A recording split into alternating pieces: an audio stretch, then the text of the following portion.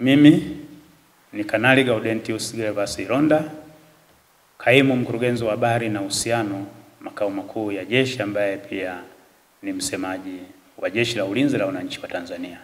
Wanahabari, tumekutana hii leo ili kupitia kwenu jeshi letu, Jeshi la Ulinzi la Wananchi wa Tanzania, liweze kuwafikia wananchi kwa urahisi.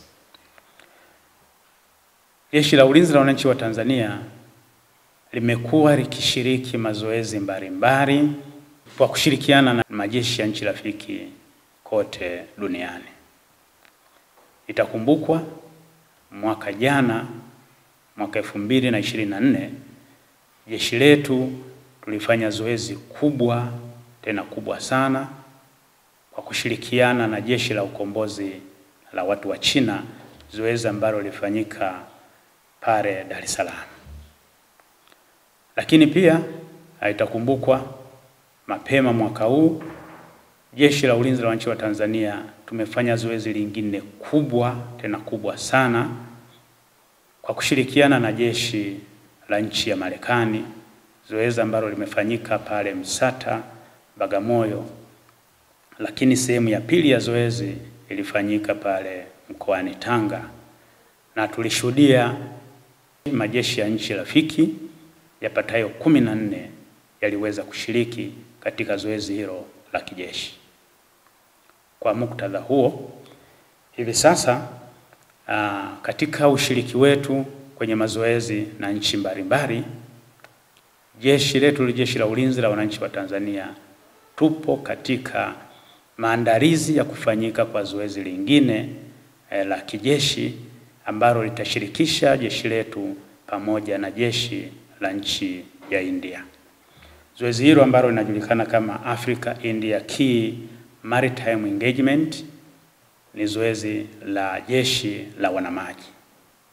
Zoezi hilo ambalo linatarajiwa kuzinduliwa tarehe 13 Aprili mwaka huu 2025, pia litafungwa tarehe 18 mwezi wa 4 mwaka 2025.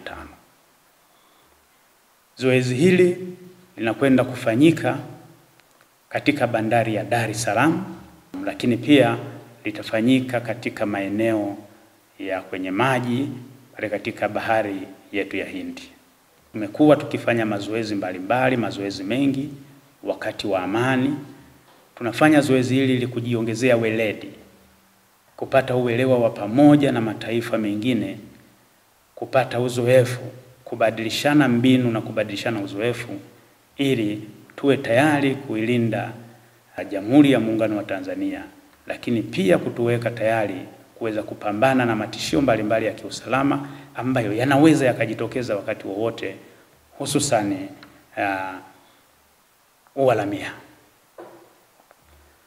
Ndugu wanahabari, kupitia kwenu naomba sasa niombe kuwafahamisha wananchi wote kwamba tunawaomba katika zoezi letu kutakuwepo na ongezeko la meli vita, hasa katika bandari ya Dar es Salaam na kwenye bahari yetu ya Hindi.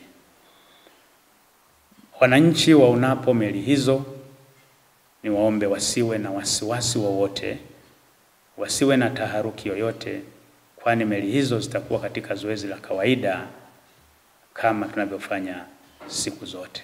Asanteni sana kwa kunisikiliza.